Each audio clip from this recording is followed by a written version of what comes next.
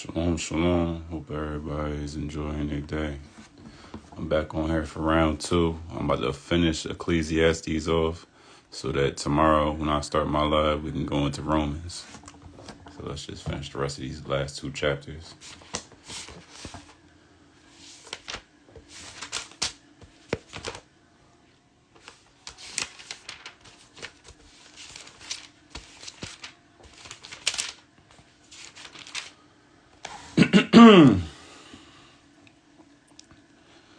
Alright, chapter 11. Cast thy bread upon the waters, for thou shalt find it after many days. Give a portion to 7 and also to 8, for thou knowest not what evil shall be upon the earth. If the clouds be full of rain, they empty themselves upon the earth. And if the tree fall towards the south or towards the north, in the place where the tree falleth, there it shall be. He that observeth the wind shall not sow, and he that regardeth the cloud shall not reap. As thou knowest not what is the way of the spirit, nor how the bones do grow in the womb of her that is with child, even so thou knowest not the works of God who maketh all. That's a good one.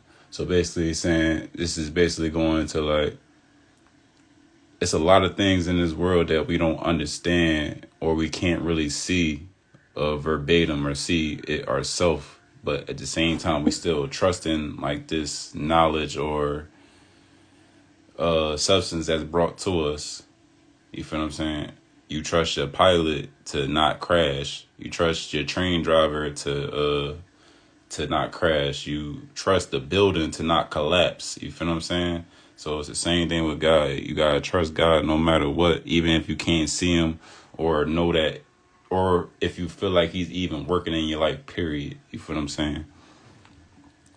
In the morning sow thy seed, and in the evening withhold not thine hand, for thou knowest not whether shall prosper, either this or that, or whether they both shall be alike good. Truly the light is sweet and a pleasant thing. It is for the eyes to behold the sun. But if a man live many years and rejoice in them all, yet let him remember the days of darkness, for they shall be many. All that cometh is vanity. Rejoice, O young man, in thy youth, and let thy heart share thee in the days of thy youth, and walk in the ways of thine heart, and in the sight of thine eyes. But know thou that for all these things God will bring thee into judgment. Therefore remove sorrow from thy heart, and put away evil from thy flesh, for childhood and youth are vanity. So basically saying that youth and childhood are vanity. Like people like, oh, I gotta live my best life. I'm too young. I gotta experience and do everything, and I gotta do this. I gotta do that. Even if it's bad for them, or if they know that it's not gonna really be productive for them or be profitable, they'll still do it just because, oh, I'm young. I got time to change and stuff like that. And he's saying like, yeah, enjoy your life if that's what you really want to do. But just know that if that's what you want to do, it's going to come with consequences and judgment when it comes to the end. God sees all, and he gives every man according to what he does. You feel what I'm saying? If you don't repent and do what you need to do to get back in the right standards with God, he's going to give you everything. He's going to give everybody exactly what they put out. You feel what I'm saying?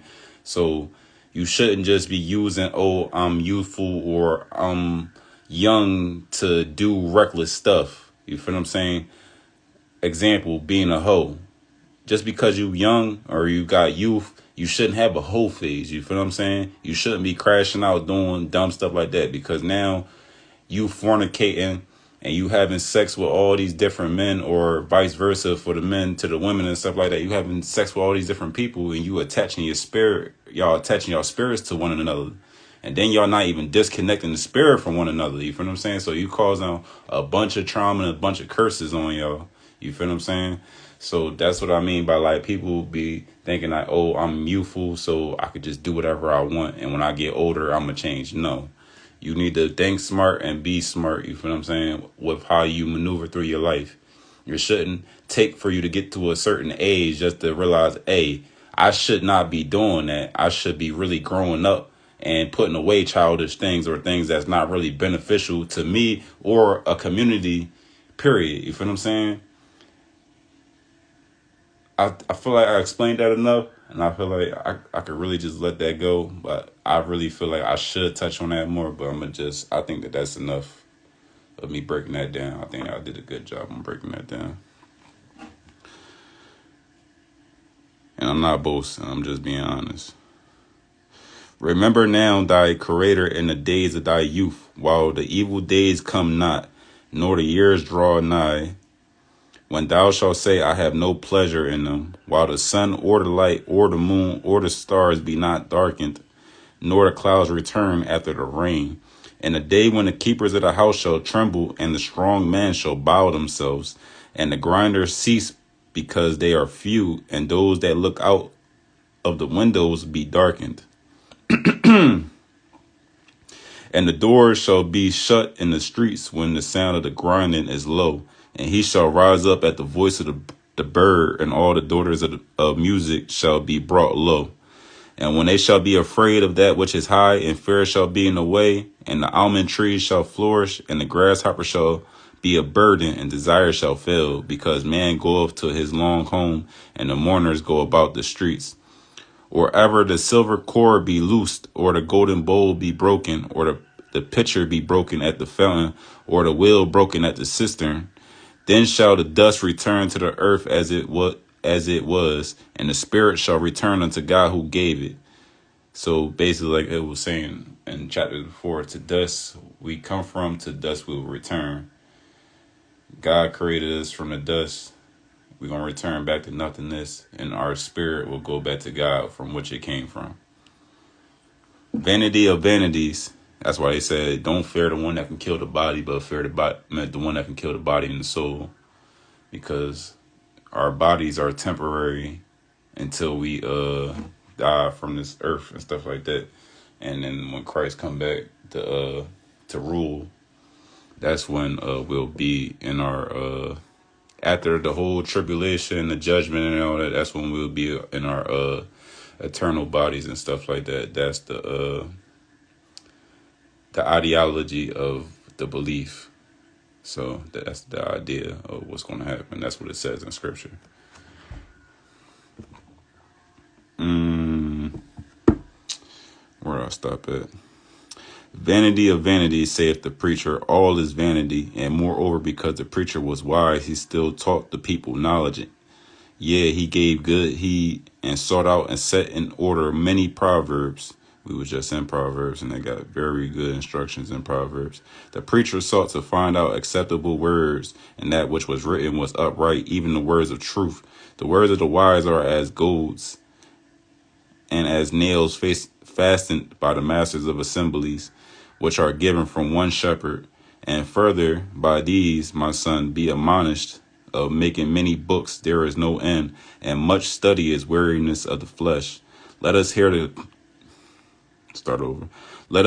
conclusion of the whole matter. Fear God and keep his commandments, for this is the whole duty of man. For God shall bring every work into judgment with every secret thing, whether it be good or whether it be evil. So that's the whole book of Ecclesiastes. I'm gonna just really break down this last thing that was said, so because it really stood out to me. And it says, let us hear the conclusion of the whole matter. Fear God and keep his commands, for this is the whole duty of man. So that's the only thing that you should really be focused on, living on this earth and doing that, is fearing God and keeping his commandments. Whatever he commanded, you keep that. You feel what I'm saying? We shouldn't be going off. We shouldn't be worried about what everybody else is doing. We shouldn't follow the crowd, because they're 9 times out of 10, the ones that's following the crowd, they're falling off to destruction. You feel what I'm saying? They're going into destruction. So you shouldn't be following after them. You should be going down the narrow path where you don't see too many people going down, because 9 times out of 10, that's the one that's irritating people's demons. They got so many demons within their body and stuff like that they gave control to, or allowed within their own temple. You feel what I'm saying? By doing certain acts or doing certain things like lusting, killing, hating your brother, plotting to steal, kill, or whatever the case may be, is you're opening the door for a demon to take control of your vessel or your temple, whatever you want to call it. You feel what I'm saying? And people be doing this unknowingly, so that demon or a spirit or whatever you want to call it is staying dormant within your body, and you don't even know it. You're not even going about it to the point where, you know what I'm saying, you're trying to get rid of it. You just allowing it to grow. And as it grows, it's going to kill you, just like sin. If you allow sin to keep growing, it's going to kill you eventually. But the whole duty of man and what we're supposed to do on this earth is to fear God and keep his commandments. As long as we do that, we will have life. If we go against that, it'll be death. As simple as that. Ecclesiastes is basically, the whole book is saying that everything is vanity. You seeking knowledge that you don't need, vanity. You trying to get the best job, vanity. You get that nice behind car, vanity. You trying to get a whole bunch of money, vanity. You trying to have sex with a bunch of people, vanity. Everything in this life is vanity that we be wanting. The bigger picture is just to fear God and do what he's telling us to do, which is his commandments. And just knowing that doing those commandments is going to give us life. You feel what I'm saying? God wouldn't tell us to do something that's going to harm us or cause us to be in a state of death spiritually. And it could be physically too. But yeah, spiritually. But with that being said, I just wanted to come on here quickly to finish the rest of this book. I know I could knock it out tonight if I just focus and not really allow my urges to BS or to watch TV or to scroll all day or to play the video game or whatever the case may be. Is I use my time wisely. So with that being said, tomorrow we're going to hop into Romans. And then after we hop into Romans, I'm going to either ask people which book do they want to read after Romans, or I'm just going to pick between Matthew, Luke, or Mark. I think it's a good time to really dive into those Gospels. So that's going to be the schedule. That's what's going to be the move. We doing Romans tomorrow. Once we finish the book of Romans, it's going to either be Matthew, Luke, or Mark. So I hope you stay tuned. It's going to be a lot of spiritual nuggets and knowledge within those Gospels. So I hope you look forward to it. Everybody have a blessed night. Shalom, shalom. I'm out.